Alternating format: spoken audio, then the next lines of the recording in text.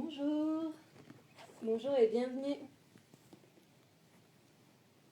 Bienvenue pour ce nouveau direct en compagnie de Sophie Pillant, la créatrice du podcast Les Aimants, qui va nous rejoindre.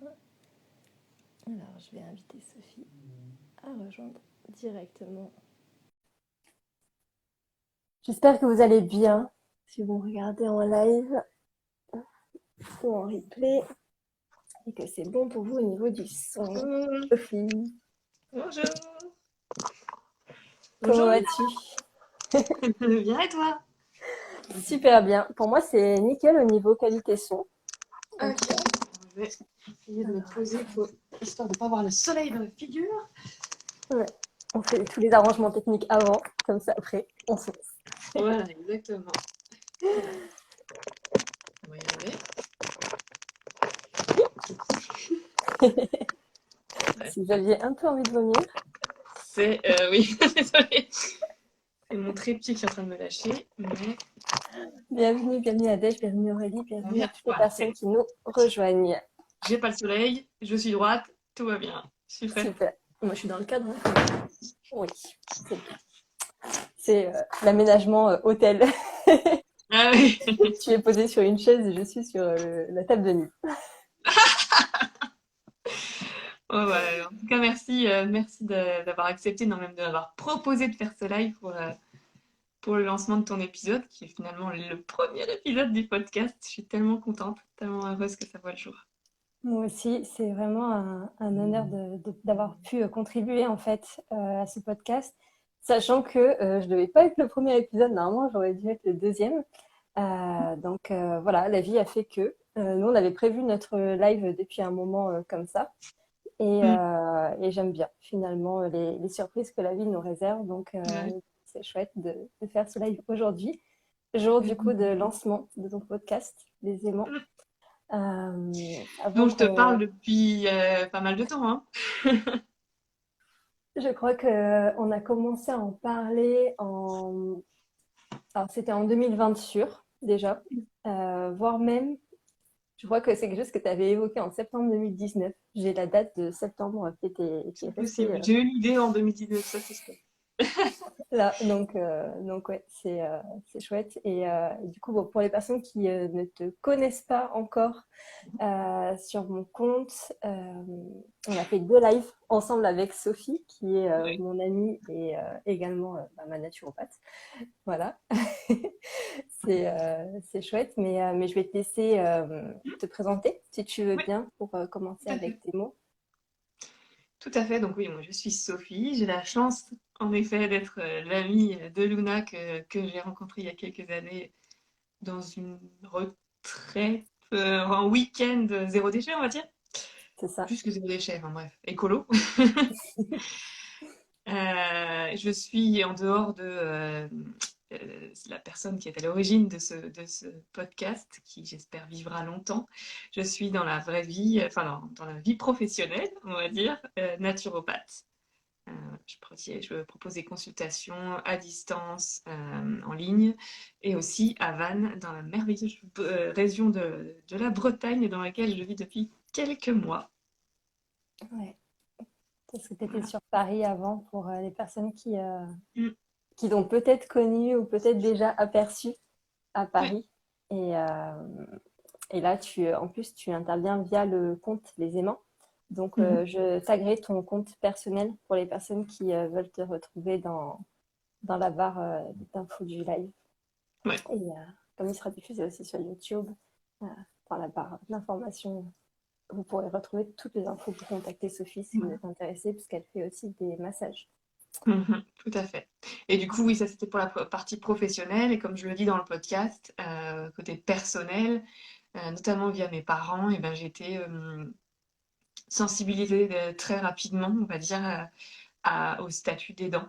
Voilà, aux épreuves que la vie peut mettre sur notre chemin, qui nécessitent qu'on soit soit aidant, soit qu'on ait besoin d'être aidé dans son quotidien. Et Mm.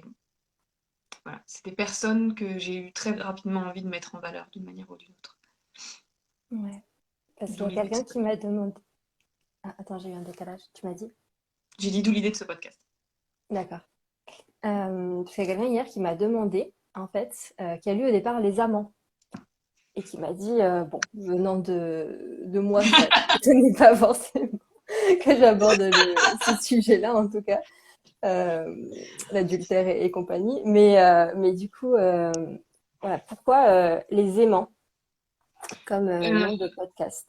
je dis dans la baseline du podcast, c'est vraiment pour moi, il faut vraiment énormément d'amour pour être aidant. Et on est plus que aidant, vraiment, on est la personne qui apporte de l'amour au quotidien, de la volonté de continuer à vivre et qui c'est même dans une épreuve qu'on traverse, c'est vraiment l'amour de ses proches, l'amour des autres qui nous entourent, qui nous donne la force de continuer. Et pour rendre à César ce qui est à César, moi j'ai fait du coup ma reconversion en tant que naturopathe et mon prof d'anatomie, physiologie était médecin en soins palliatifs et il a évoqué pendant un des cours voilà, son métier et le fait qu'il était très souvent en contact avec des aidants, qu'il appelait lui-même aimant. Et là j'ai fait, ça c'est le titre. J'avais à l'époque déjà l'idée du podcast et là j'ai fait, c'est le titre de mon podcast. Voilà pour toute l'histoire. J'adore. C'est très poétique et j'aime beaucoup en tout cas ce nom-là. Un aidant ou une aidante, parce que Mhm. voilà, on le masculinise beaucoup, mais c'est quoi pour toi? Enfin, si tu peux nous expliquer réellement ce que c'est, peut-être il y a des personnes qui nous regardent et qui ne savent pas Mhm. quel rôle Tout à fait. occupent ces Parce que personnes-là.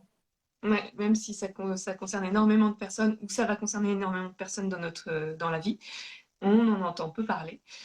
Un aidant, pour moi, c'est un proche, qui soit de la famille ou un conjoint ou un ami, qui va vraiment accompagner une personne dans la survenue d'une épreuve. Ça peut être une maladie, un deuil, un accident, plein d'autres épreuves qui font que la personne aidée, la personne en question qui traverse cette épreuve, eh bien, a besoin de soutien, que ce soit même de manière très concrète, physique, au quotidien, à l'aider à faire le ménage, à faire la cuisine, à faire les démarches administratives, et de soutien aussi émotionnel, psychologique, dans son quotidien. Ça, c'est ma définition à moi. Volontairement, à travers ce podcast, je ne vais que très peu souvent, ou en tout cas, j'ai pas la volonté de parler de la définition officielle, parce que ce podcast est aussi là pour eh ben, mettre en valeur toutes les formes d'aidants. Donc, pour resituer, il y a en effet des aidants qui sont reconnus, donc auxquels, du coup, qui permettent d'accéder à certaines aides, notamment financières, mais pas uniquement, qui sont reconnus auprès de l'État.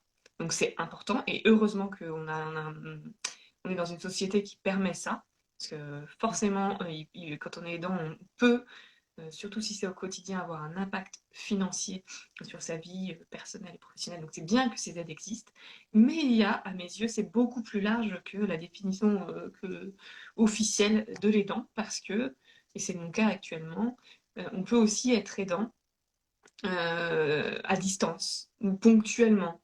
Et là, pour le coup, ça va être plus du soutien psychologique ou de l'aide aux démarches administratives, enfin, tout ce qu'on peut faire quand on n'est pas présent physiquement auprès de la personne. Pour moi, c'est chaque personne qui apporte son aide concrète à une personne voilà, qui traverse une épreuve peut être considéré comme aidant parce qu'il va vraiment l'aider d'une manière ou d'une autre à traverser cette épreuve et que ça va vraiment avoir une valeur ajoutée, même si j'aime pas trop ce terme, dans sa guérison, dans son retour à l'équilibre, ou s'il y a certaines personnes qui ne peuvent pas guérir ou revenir à l'équilibre, dans son mieux-être en tout cas.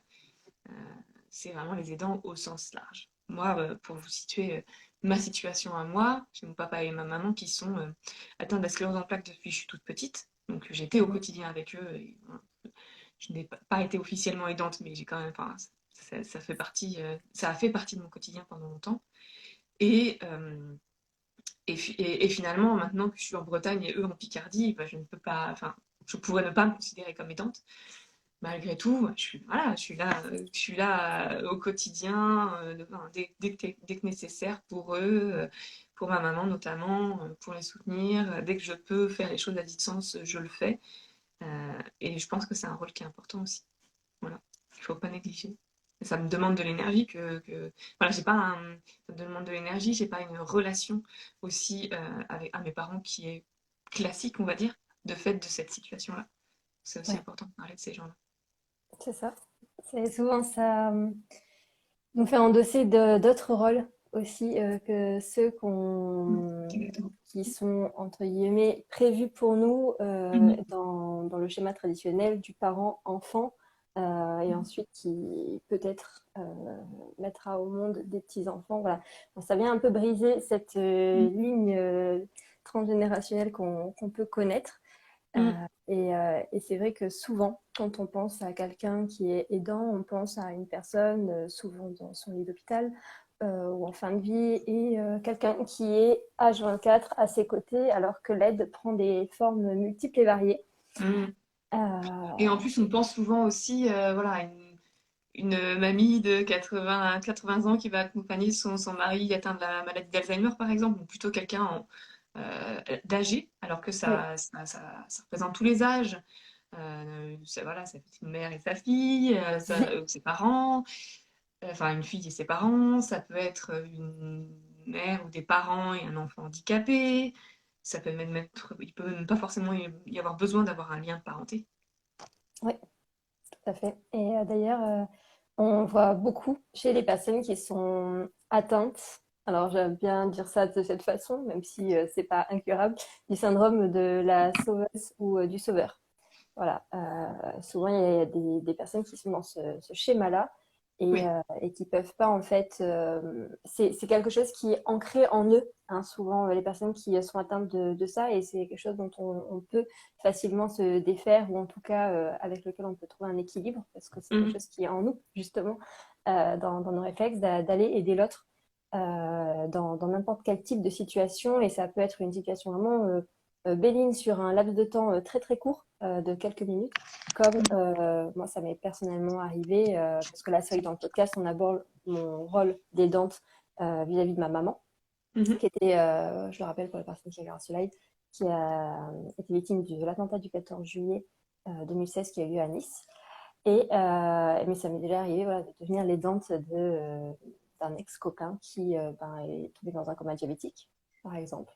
Voilà. Et là, à ce moment-là, bah, j'ai occupé ce rôle-là puisque je me suis occupée de sa gestion d'entreprise, de sa Mhm. fille, voilà, de tout ce qu'il y avait autour et pour le soulager. Donc, et c'est encore une fois, bon, moi j'occupe un rôle d'aidante reconnu, comme tu l'as spécifié, mais ce n'est pas non plus un rôle reconnu, euh, indemnisé, indemnisable, parce que c'est souvent ça aussi qui est assez complexe, parce qu'au niveau de l'État, on est reconnu si on représente un chiffre. Bon, après, hein, on est habitué à ce Mhm. modèle-là au niveau de l'État, puisqu'on est avec un numéro de sécurité sociale qui finalement nous fiche pour tout le long de notre vie et ce matricule-là qui nous suit et qui nous identifie, donc on est un numéro, mais en même temps l'État lui-même est un numéro puisque c'est une société pour les gens qui ne le savent pas, qui porte un numéro de ciré.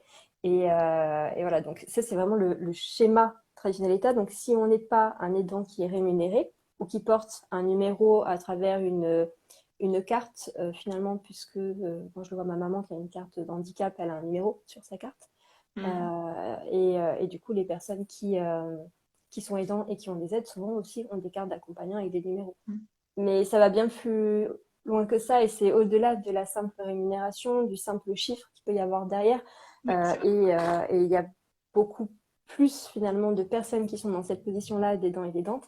Et c'est quelque chose qui, je trouve, pour ma part, et c'est pour ça que je trouve ça génial que tu délies en fait la parole dans ton podcast par rapport à ça, c'est que il y a, il y a beaucoup de personnes qui sont dans cette posture et beaucoup de personnes aussi, comme moi, ce fut mon cas, qui n'en ont pas conscience Mhm. et qui se retrouvent à sacrifier des parts d'elles au détriment de ce rôle-là qui finalement est un rôle pas toujours facile. Ça, c'est certain à endosser parce qu'en plus, souvent, on ne le fait pas par choix. Quand ça nous tombe dessus. Après, on peut se positionner de telle manière à avoir le choix, parce qu'on a toujours le choix dans la vie. Euh, mais, euh, mais voilà, mais c'est quand même souvent quelque chose qui est compliqué, et comme tu l'évoques, quand on est enfant, par exemple, et qu'on grandit dans une famille Mhm. où c'est déjà là. Voilà, c'est quelque chose dont on peut prendre du temps à se défaire, en tout cas pour Ouais. trouver ce fameux équilibre Mhm. que j'ai évoqué moi d'ailleurs dans mon témoignage lors du podcast. Ouais.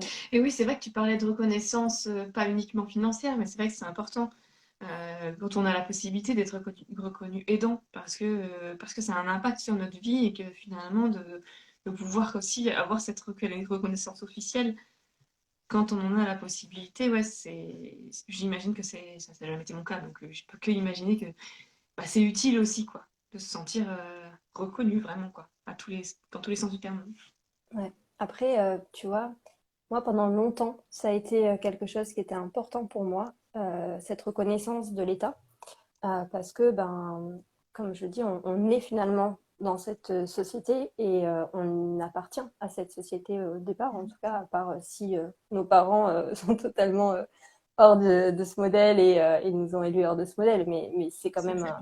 c'est assez rare pour l'instant. En tout cas, je ne sais pas, je ne suis pas devin, donc peut-être que ça va le devenir de plus en plus. Mais c'est possible, vu la tournure dont on prend les choses. Mais en tout cas, c'est vrai que pendant longtemps, j'ai eu ce besoin de reconnaissance de la part de l'État. Et finalement, en faisant un travail avec ma psychologue, je me suis rendu compte que la seule reconnaissance dont j'avais besoin, c'était la mienne. Elle était interne. Et une fois que j'ai fait la paix avec ça, si bon, je suis toujours mon dossier est toujours ouvert personnellement, et j'aimerais avoir cette reconnaissance-là pour qui est quand même une clôture par rapport au trauma qu'il y a eu. Voilà, qu'il y a un point final qui soit mis. Mais si je l'ai jamais, je suis complètement en paix personnellement avec ça. C'est pas encore le cas de ma maman, par exemple, qui elle, est pas encore en paix par rapport à tout ça. Mais moi, dans mon rôle d'aidante, je suis en paix. Je sais la valeur que j'ai pu apporter dans cette histoire-là, ce que Mhm. moi, ça m'a apporté, l'équilibre que j'arrive à trouver à l'heure actuelle, même s'il se réajuste, je te l'avoue, constamment, D'accord.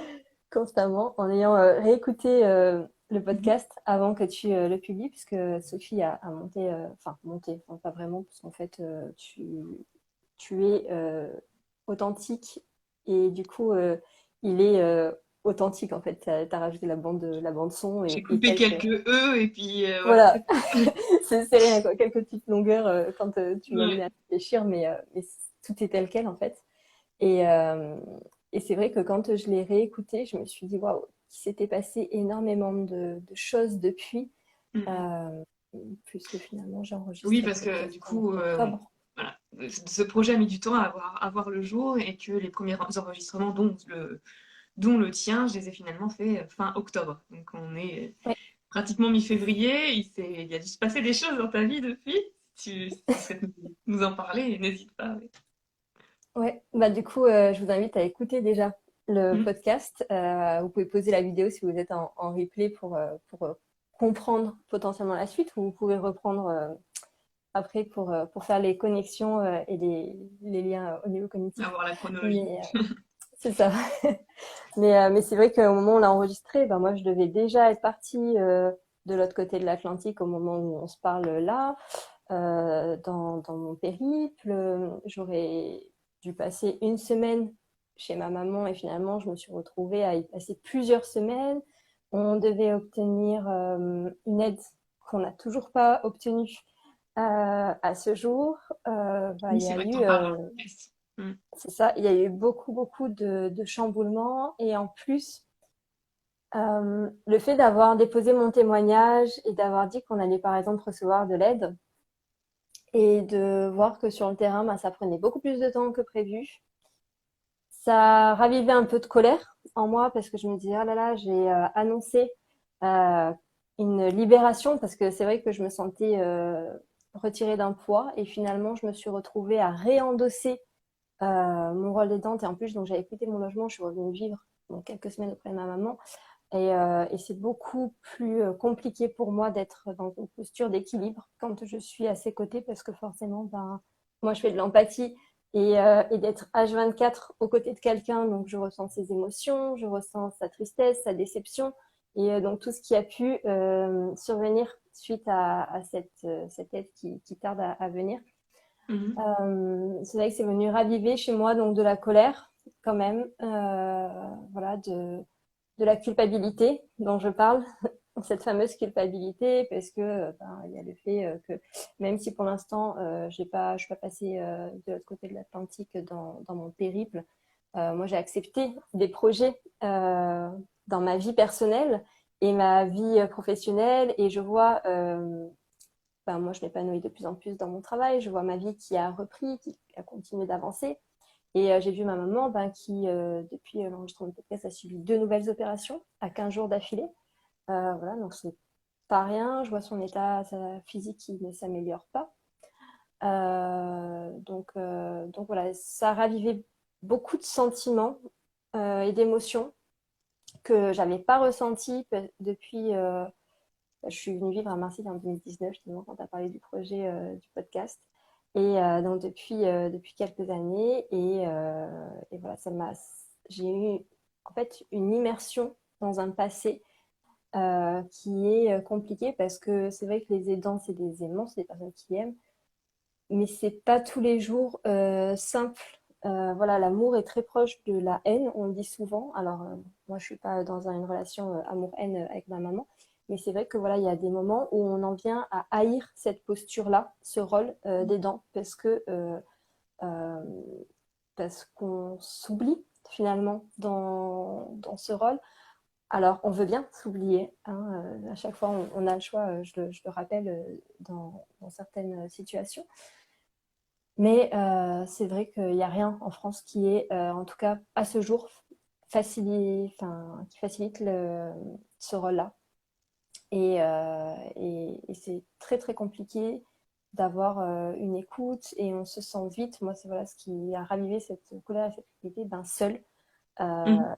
seul et déconnecté de tous et de toutes. Et voilà, ça c'est vraiment un sentiment qui est compliqué et j'espère parce qu'il y a des associations qui existent, mais qui en est de plus en plus.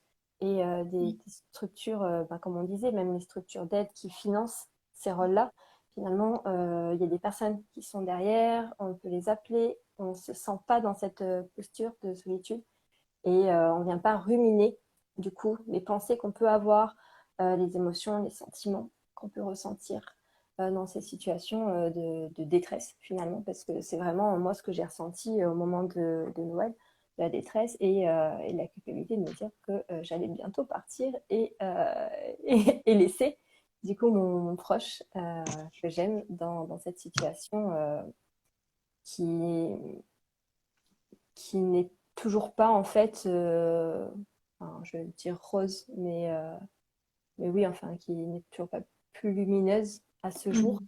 6 ans après, maintenant quand même, le trauma, ça commence à faire très long. C'est très très long. Et est-ce que tu en parles, tu en as parlé avec ta maman de tous ces sentiments qui t'ont traversé? Est-ce que la communication est ouverte entre vous?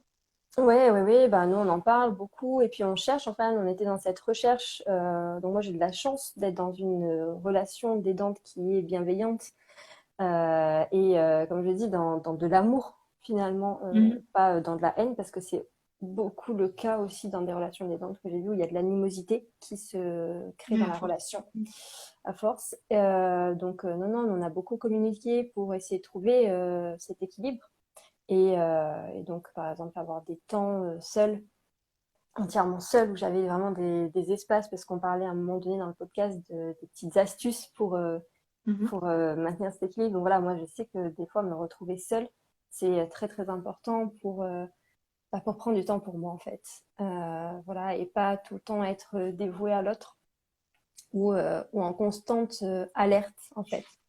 Voilà, de se dire qu'à un moment donné, l'autre a un besoin ou de supposer que dans la gestuelle, en voyant l'autre, dans sa manière de parler, dans sa manière de se comporter dans la journée, parce que c'est ça en fait, vivre avec un aidant, une aidante. Moi, ce qui a été le plus dur dans mon épreuve, c'est vraiment le fait d'être revenue au plus proche de l'aidante, sachant que j'ai un fort besoin de liberté, que j'ai toujours été avant cette épreuve-là sur les routes.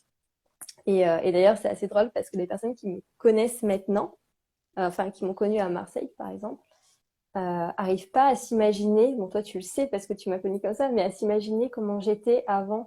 euh, avant tout ça et avec mon sac à dos à vadrouiller, à vivre d'auberge en auberge et à être très loin finalement parce que ma maman, on avait dû se poser une date dans l'année, c'est le 12 Mhm. avril, à laquelle se J'étais dans le podcast. retrouver, Mhm. voilà, coûte que coûte, parce que des fois je travaillais à Noël quand j'étais directrice de séjour de jeunes, voilà, moi je travaillais pendant toutes les vacances scolaires, tous les fériés ou quoi, c'était le moment où il y avait le plus d'affluence et même quand je faisais une mission d'hôtesse sur les festivals de Cannes et autres. Donc voilà, tout ça, ça nous a amené à nous caler un jour dans l'année pour nous retrouver. C'est pour dire à quel point on ne se voyait pas et on ne passait pas du temps ensemble, autre que du temps téléphonique, parce on a toujours eu une relation quand même très, très proche et fusionnelle. Mais ouais, ça m'a fait basculer totalement ma vie d'être proche d'elle et les gens ont du mal à comprendre finalement. Et souvent, on me dit, quand là, je préparais mon départ de Marseille, donc je devais quitter mon logement, parce que Marseille, c'est finalement pas très très loin de Nice, on est à 2 heures de TER de Nice pour les gens qui ont besoin d'un repère espace-temps. Et, euh, et les gens me disaient, mais comment tu vas faire? Tu vas plus être proche de ta maman? Est-ce qu'elle va avoir besoin d'aide? Et elle, la première, en fait, ne veut plus de mon aide en tant qu'aidante comme j'ai pu l'être au moment de Mhm. l'attentat, parce qu'il y a des dispositifs qui sont là, qui existent, avec des gens qui peuvent intervenir, comme en septembre quand elle a eu son opération. Il y a une personne qui est venue aider pour le ménage, la cuisine, faire leur passage, des activités de retranscription manuscrite. Voilà, enfin, il y a des personnes qui vraiment choisissent d'en faire un métier. Ouais. Et ça, c'est dingue. Enfin, c'est aussi des aimants, en fait, Oui. ces personnes-là, que Oh tu oui, oui, valorises, oui. J'en je ai crois. croisé beaucoup, forcément, du coup, de par ma situation familiale, et ça fait partie des gens que, même si, voilà, c'est pas, là encore, des aidants au terme proche, dans le sens proche aidant, ça fait partie des gens que j'aimerais avoir dans le podcast. Parce que choisir ce métier, parce que c'est vraiment un choix, hein, parce que franchement, Ouais. parce qu'entre les conditions de travail et les conditions salariales, c'est une vocation, ça peut pas être autrement à mes yeux. Mm. Euh, et il faut beaucoup d'amour pour faire ce métier et le faire dans la durée. Ouais. Ouais, ouais. Mm. C'est très chouette que ces personnes-là existent en tout cas Mm. et moi je les remercie si elles Ouais. regardent ce témoignage parce que Mm. en fait elles nous soulagent énormément. Ouais. Voilà, elles sont d'une grande aide, ne serait-ce que leur présence. Même si Mm. des fois elles font que parler, elles disent bah, j'ai pas servi à grand chose, on a fait que parler, bah si en fait c'est énorme, c'est vraiment énorme. Et Oui, voilà, je c'est vois l'espace. dans le quotidien de mes parents, en fait, justement, d'avoir des personnes qui viennent d'être de l'extérieur dans un quotidien qui peut être lourd, enfin, selon la situation, qui peut être lourd, très routinier, bah, ça amène vraiment du soleil dans le quotidien aussi, quoi. Mm. Ouais. Un peu de légèreté. Bon, selon la personnalité de chacun. Et toi, tu veux nous dire comment tu as trouvé ton équilibre à l'heure actuelle dans ta posture des dents? Mm. Je l'ai pas trouvé, hein. Oui, c'est encore en cours. C'est pas simple. Moi, je suis encore. J'ai eu pendant longtemps été beaucoup dans la culpabilisation, dans la culpabilisation. J'arrive même pas à dire le mot, donc comme quoi. Dans le cas de la culpabilisation à vivre ma vie, Mm. alors que voilà, mes parents, c'est pas qu'ils peuvent pas vivre leur vie, mais en tout cas, il y a beaucoup de choses qu'ils ne peuvent plus faire de par leur maladie. Donc je culpabilisais beaucoup vis-à-vis de ça, et vis-à-vis de certains aussi sentiments que c'est ce que je devrais faire, mettre ma vie de côté pour. On en parle aussi d'ailleurs dans le podcast. Voilà, c'est peut-être ce que je devrais faire, mettre ma vie de côté pour aller vivre auprès de mes parents, pas loin. Parce que j'ai pas même déménagé en Bretagne, ça aussi, ça a été tout un processus. Mes parents ne sont pas du tout en Bretagne, ils sont en Picardie. Donc, c'était tout un processus pour moi d'accepter euh, de vivre de ma vie pleinement, sans culpabiliser, d'être présente comme je le peux, même à distance, même loin, euh, auprès de mes parents. Voilà, c'est tout un cheminement, ça l'est encore. Euh, je- je- j'ai changé régulièrement avec ma maman là-dessus, parce que de toute façon, je suis très sensible, donc c'est difficile de le cacher. Donc voilà, elle en a conscience de ce qui se passe souvent dans ma tête. Et alors qu'elle m'a toujours dit depuis que je suis toute petite, voilà, que la meilleure façon aussi d'honorer leur situation et c'était de vivre pleinement ma vie et d'être heureuse, quoi. C'est ce qui fait Mm. qu'elle vit au mieux, qu'ils vivent au mieux leur situation aussi, qui est compliquée, c'est de voir leurs enfants heureux et qui vivent pleinement leur vie. Donc c'est toujours un, un juste équilibre entre cette tendance que j'ai au sacrifice, hein, au sauveur, voilà, ce syndrome, je l'ai quand même un petit peu. Cette tendance que j'ai à vouloir vraiment faire au mieux et m'inquiéter dès qu'il y a quelque chose qui va pas chez mes parents et accepter pleinement de vivre ma vie. C'est aussi pour ça que c'est pas que pour ça, mais aussi pour ça que j'ai décidé de vivre en Bretagne. Avant, j'étais à Paris, donc à 1 heure de chez mes parents. J'ai mis du temps avant d'accepter, de décider de partir en Bretagne pour cette raison-là en particulier. Je ne sais pas si ma maman le sait, et si elle va voir cette vidéo, mais voilà. Voilà, c'est un cheminement, c'est un chemin qui est jamais. Lorsqu'il y a une destination vraiment, en tout cas, c'est jamais complètement fini, quoi. C'est un équilibre. C'est ça, c'est pour toujours et l'équilibre est sans cesse en fait remis en question. Mm. Mais Mm. déjà pour moi, tu vois, ce que tu dis, c'est un équilibre d'être dans une relation d'aidant aimant où il y a cette communication-là et aussi où l'autre ne va pas venir pomper l'énergie de l'autre. En tout cas, va Mm. Mm. toujours le faire, mais dans enfin, ce que j'appelle le respect finalement. Alors attends, hop, petite notification Instagram qui se met sur la tête. mais, euh, mais pour moi, ça, c'est un équilibre parce que j'ai vu des relations d'aimants aidants où il n'y avait pas du tout ce respect Mm. d'un côté comme de l'autre Mm. et où c'était très destructeur d'ailleurs. Et d'ailleurs, c'est des personnes qui regardent cette vidéo et qui sont dans une relation comme ça, ben, je vous invite à vous rapprocher d'associations, vous rapprocher de psychologues, vous rapprocher de personnes qui peuvent vous aider à sortir de cette relation parce que ça n'est pas normal, en tout cas, Ouais, de rester dans une relation où on est déséquilibré. vraiment, parce que nous on parle voilà, de sacrifice, mais voilà, il y a des personnes qui vraiment subissent au plus haut point et subissent de la maltraitance psychologique. Moi j'ai déjà entendu des personnes qui disaient à leur aidant, de toute manière, si t'es venu au monde, c'est pour me servir, c'était ta mission, voilà. Non, non, en fait on est là en tant qu'individu. Mm. Euh, et je voulais quand même juste profiter de ce moment-là pour le rappeler Ouais, parce que voilà, il y a des schémas toxiques partout. ouais. Tout n'est pas tout rose. Déjà que notre posture, même si elle n'est pas encore parfaitement équilibrée, qu'elle sera sûrement jamais, que ça fait partie du chemin de vie, n'est pas simple. Voilà, il peut y avoir encore plus complexe.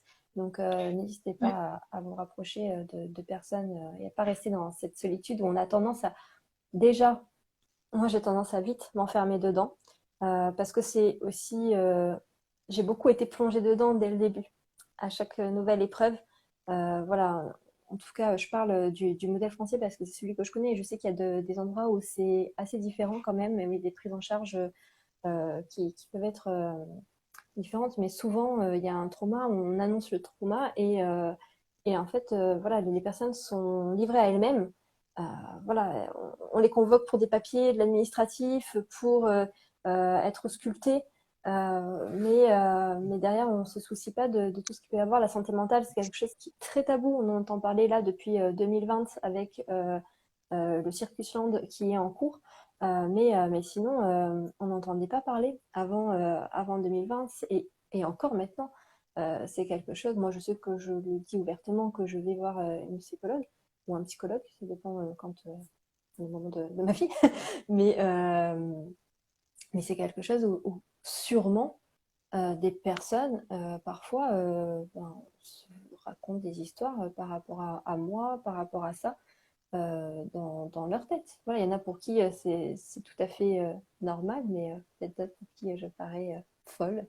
Bon, c'est annoncé dans mon pseudo. Luna Locavida, je l'assume à 300%. Donc voilà, mais c'est vrai que c'est dommage. C'est dommage, en tout cas, de rester dans cette posture. Et C'est dommage, mais faut pas, enfin, ça existe et l'idée, c'est pas non plus de culpabiliser les gens qui sont c'est ça. dans ce genre de relation, mais il y a des solutions qui existent Ouais, pour s'en extraire. C'est pas parce qu'on est aidé que c'est normal. c'est ça. Qu'on est aidant, pardon, que c'est normal d'être dans une relation Ouais. voilà, de sacrifice. Voilà, c'est aussi un Ouais. équilibre à trouver. Bien sûr que c'est important d'être là pour la personne, Mm. mais c'est un équilibre à trouver. Et si vous sentez en gros déséquilibre, c'est que c'est pas normal et il existe des ressources aussi pour vous Ouais. aider à retrouver un équilibre dans cette relation-là. C'est ça.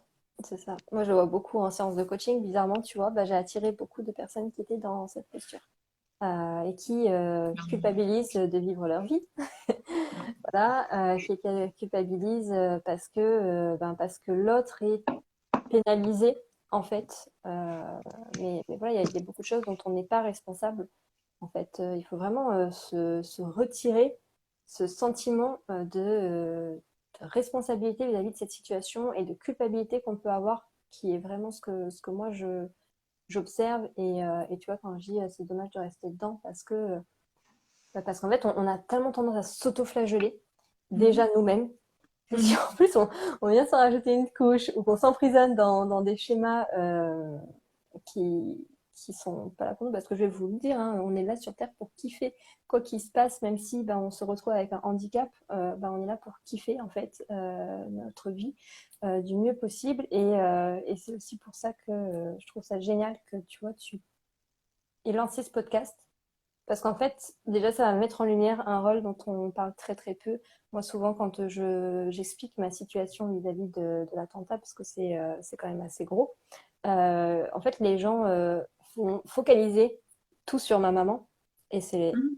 logique, mais Bien on sûr. ne se rend pas compte enfin moi, ce que j'appelle les victimes par ricochet, ça porte un autre nom Mhm. exactement.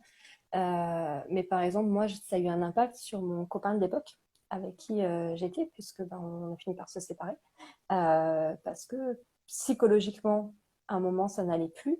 Et puis, voir sa copine partir vivre avec sa maman. Il était venu vivre un moment à la maison pour arriver à me voir, parce que je ne pouvais pas dégager du temps. Voilà, donc ça a été une victime collatérale finalement du 14 juillet, alors qu'il n'était pas sur place ce jour-là, qu'il n'a pas de lien de parenté avec ma maman.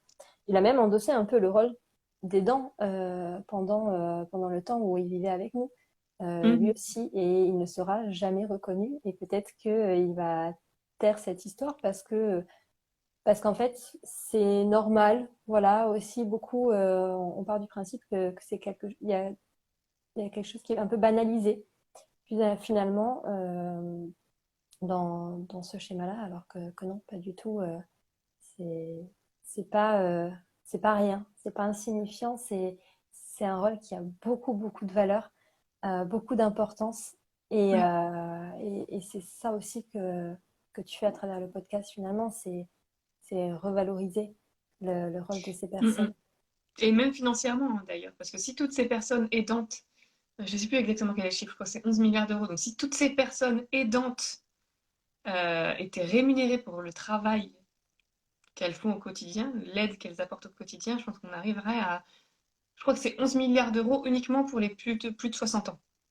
Mhm. Donc les études ne vont pas jusqu'à en dessous de 60 ans. Donc c'est énorme aussi financièrement parlant ce que ça apporte à la société. Si on Ouais. veut être très vénal. Ouais, c'est vrai que ça, l'âge, tu vois, c'est un truc aussi qu'on prend pas trop en compte en facteur, alors que quand on a 20 ans, ça a un impact énorme je prends cette tranche d'âge-là, mais à cet âge-là, par exemple, on peut avoir des cours à la fac, être déjà engagé dans un job. Il y en a qui sont déjà en train de créer leur cocon familial, de créer une famille, qui ont déjà des enfants, qui ont aussi leurs propres soucis. voilà, leur propre trauma, obstacle sur le chemin de vie. Et je pense à une amie, tu vois, quand on parle de ça, qui, ben, elle, en fait, s'est retrouvée du jour au lendemain à plus sortir, à plus venir en soirée, et du coup à perdre tout cet environnement social aussi qui est important pour l'équilibre, vraiment.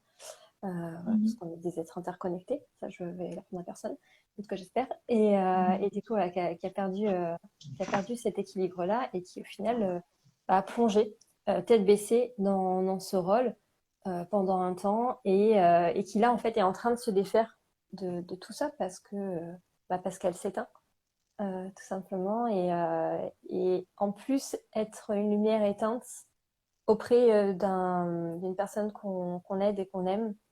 euh, D'ailleurs, je le dis pendant le podcast, finalement, c'est chouette, c'est chouette. Mais moi, je vois depuis que je m'autorise finalement à ne plus être dans la culpabilité et à ne plus sacrifier ma vie parce que je peux la vivre comme je l'entends. Plus je rayonne, plus ça a un impact sur ma maman. Ça, c'est vraiment. Et sur les aidants aussi, les personnes que j'ai aidées. J'ai évoqué un ex-compagnon, mais voilà, en fait, en, en me défaisant de ces schémas toxiques, il a vu que je m'épanouis de plus en plus dans ma vie et que je deviens la femme que j'ai envie d'être. Et que je suis en fait, que j'incarne déjà en l'intérieur de moi, mais qui voilà ressort de plus en plus. Et eux s'autorisent aussi. Ils s'autorisent à Mhm. sortir de ce schéma parce qu'il y a aussi beaucoup chez ces personnes une victimisation, mais qui n'est pas forcément voulue, voilà, de par leur posture Ouais. qui se On met s'autorise en pas aussi. face. C'est ça. Donc en fait, ça a un fort impact. Donc moi, j'ai envie de vous dire, Ouais. si vous nous regardez, de vous autoriser à rayonner et à vous mettre dans la lumière et à vivre votre vie.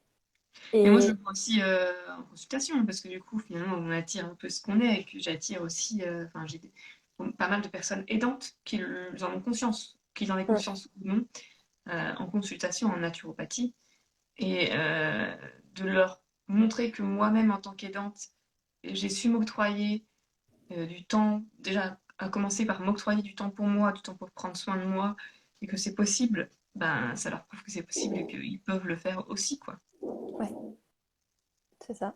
En fait, plus on est nombreux et nombreuses à faire quelque chose, Mm. plus ça a un impact. On le voit aujourd'hui avec ce qui se passe dans le monde. Quand il y a de la peur qui est propagée et que les gens propagent de la peur autour d'eux, bah forcément, on va tous penser que le monde est dangereux et malfaisant. Alors que si on se met à penser que le monde est amour et bienfaisant, ben, ça va venir inverser la tendance. Euh, et, euh, et je pense que, enfin, moi, en ayant beaucoup voyagé sur les routes, il y a eu des situations où je me suis retrouvée dans des situations qui auraient pu être potentiellement dangereuses, surtout en tant que femme. Et en étant dans cet état d'esprit, en tout cas, et en communiquant là-dessus, et en vraiment l'incarnant, je me suis évitée une fois, et la personne, et c'est ça qui a été le plus... euh,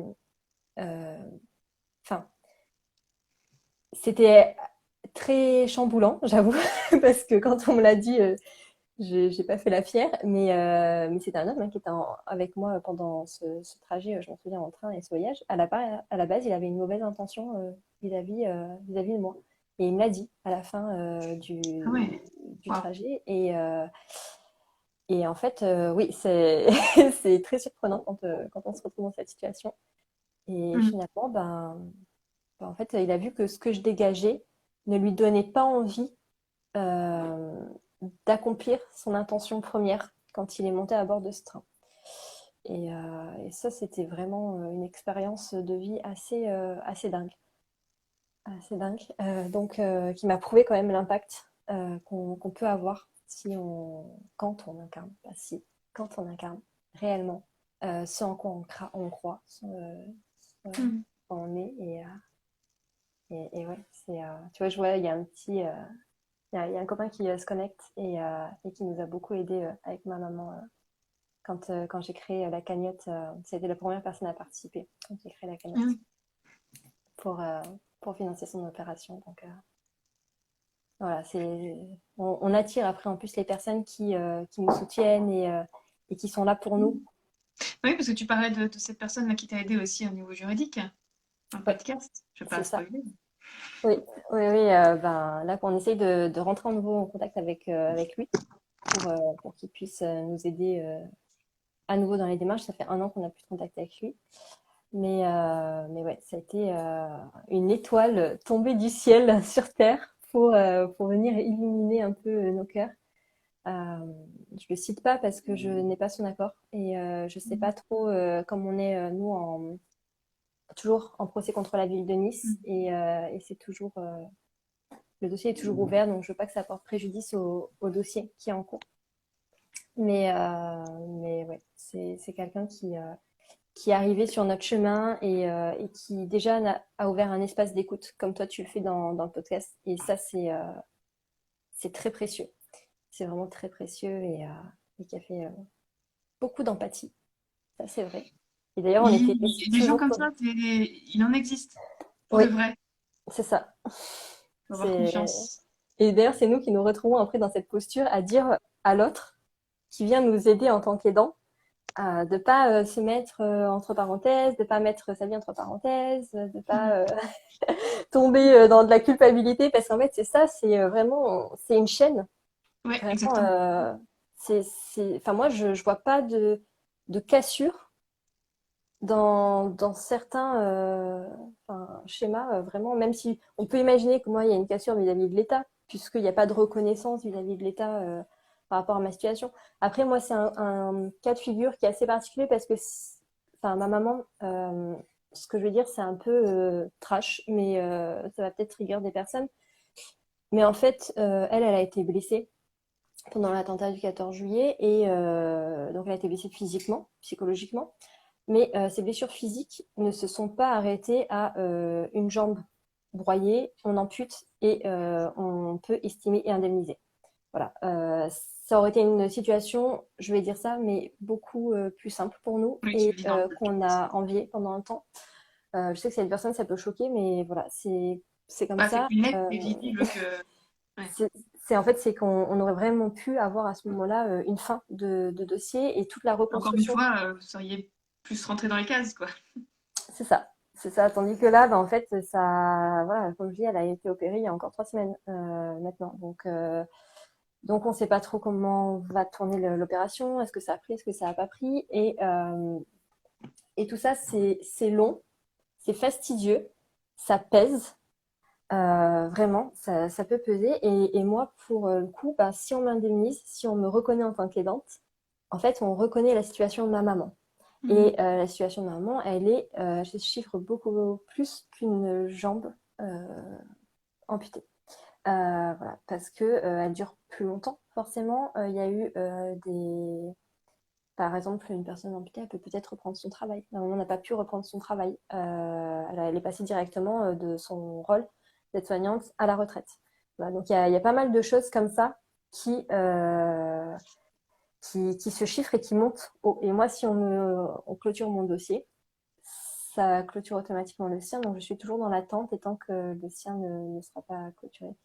Même si ça va accélérer là cette année, puisqu'après le procès Charlie Hebdo, on va ouvrir le procès de l'attentat du 14 juillet de Nice. C'est après le procès à Euh, Bataclan, tu veux dire. oui, pardon, désolée. Oui. Oui, Mm. il y a tellement d'attentats et c'est triste en France que j'arrive même plus à suivre au niveau du déroulé. Donc Malheureusement. voilà, donc déjà ça va faire accélérer les choses et ça va être long. Donc peut-être pas en 2022, peut-être en 2023. Euh, par rapport à la justice française. Donc, on sera dans la 7e année. Et ça, c'est vraiment quelque chose qu'on attend avec impatience parce que mine de rien, ça joue. Et puis, moi, en étant dans l'énergétique, quelque chose qui est en cours reste là et nous occupe. Souvent, je vois, tu sais, les gens en début d'année, ils font comment on appelle ça déjà? Des bonnes résolutions. Maintenant, ça porte un autre nom pour les gens qui sont dans le bien-être. Ils disent des affirmations, des objectifs. Donc là, souvent, au 1er janvier, on se dit, ah, je vais lancer des bonnes résolutions euh, pour, euh, pour commencer l'année. Sauf qu'en fait, il se lance dans quelque chose de nouveau, mais il ne clôture pas les histoires passées. Et en l'ayant fait quelques années, de clôturer finalement ce qui était en cours. Alors ça peut être, tu sais, des fois, il y a quelqu'un qui t'envoie un message, tu n'as pas su comment l'interpréter, et en fait, tu as laissé un peu le truc comme ça. La relation, elle n'est Mhm. pas vraiment finie. Il y a une espèce de quiproquo qui est là, tu sais pas trop quoi. Et ça fait quelques mois ou pas. Bah, en fait, bah, tu prends, tu vas retourner voir la personne et tu lui demandes s'il y a eu un malaise, s'il y a eu quelque chose qui s'est passé, qui fait que, ou tu décides d'envoyer un message à la personne pour lui dire qu'il y a eu un blanc, que ça t'a froissé, que toi tu décides d'arrêter la relation à ce moment-là. Et voilà, clôturer en fait certains dossiers parce que ça occupe de l'espace mental Mhm. inconsciemment et Ouais, ça occupe énergétiquement. Et c'est vraiment le cas de beaucoup d'aidants qui ne sont pas reconnus. Enfin, moi, bien j'ai sûr. pu rencontrer qui sont dans ce schéma-là, cette configuration-là, et où vraiment ça vient manger une part L'énergie. Ouais. de leur énergie parce que Mhm. quand on va évoquer un mot en lien avec donc le trauma vécu, en lien avec leur situation, en lien avec leur rôle, ou qu'on va simplement quand ils en parlent, souvent aussi c'est ce qui se passe quand on en parle.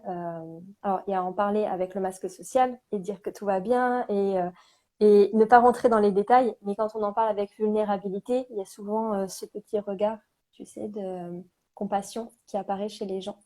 Et ça, en fait, ça va venir raviver ce, ce, ce lien énergétique. Et c'est, enfin, ça peut être douloureux suivant les situations. Je le vois, voilà, il y a des personnes vraiment, ça vient les activer fort à l'intérieur. Donc c'est chouette que tout ça se clôture et de faire. Enfin, moi, en tout cas, j'encourage les personnes à le faire pour pouvoir passer à autre chose sur ce plan-là aussi, qui est important. Et c'est une étape, tu vois, de passer à travers ton podcast. Je trouve que c'est une étape de plus.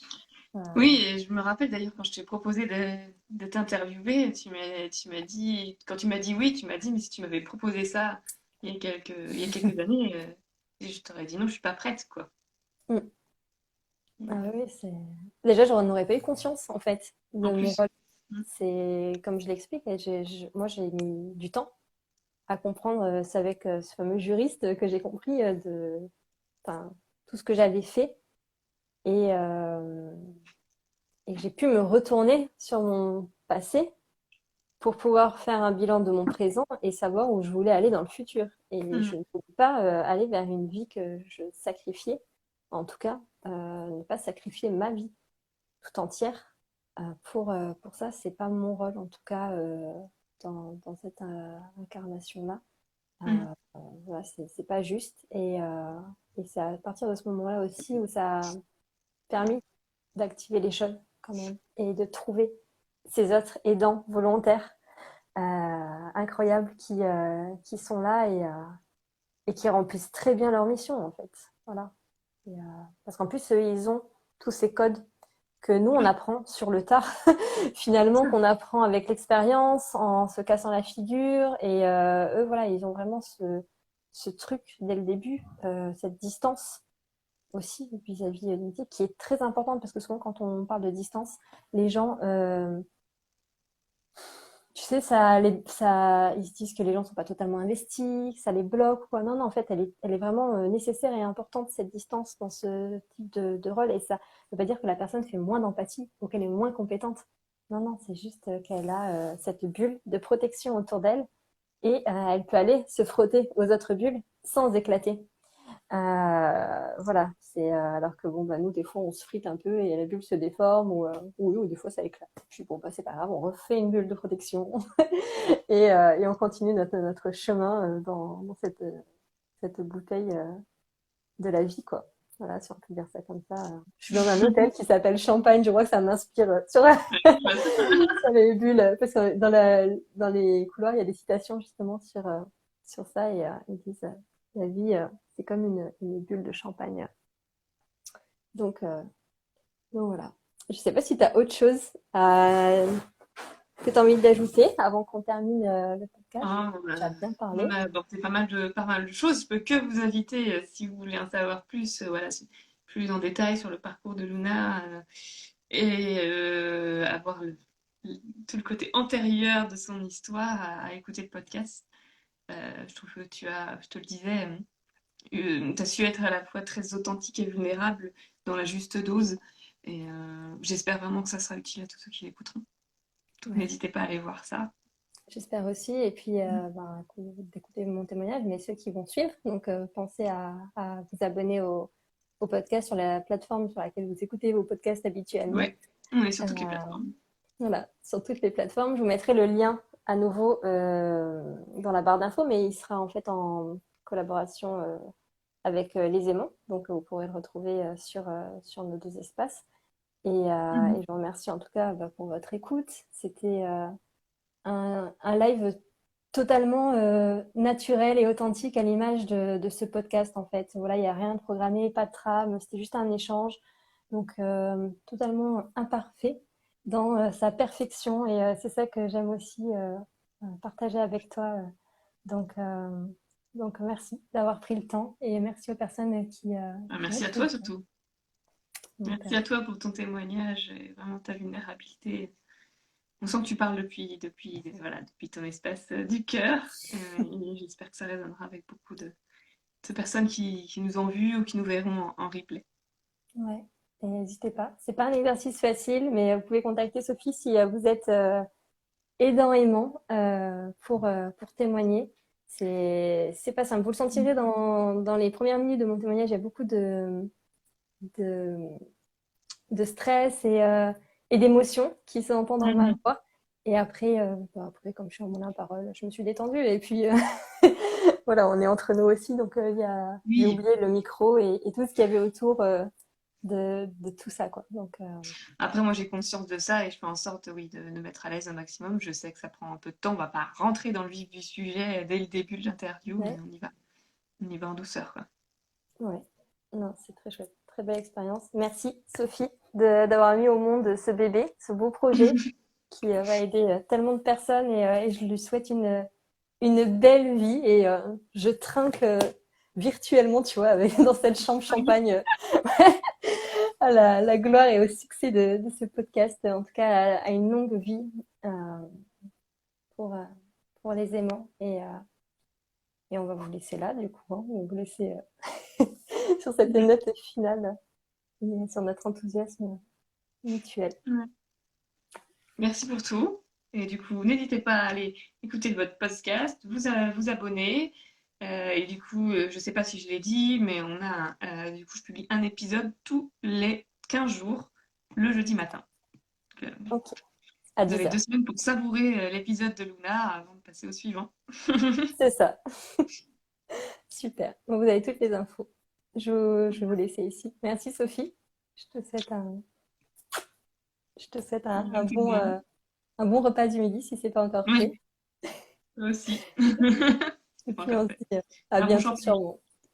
Oui, non, pas à midi. Pas le ventre vide en plus. J'appellerai pas ma naturopathe, ça.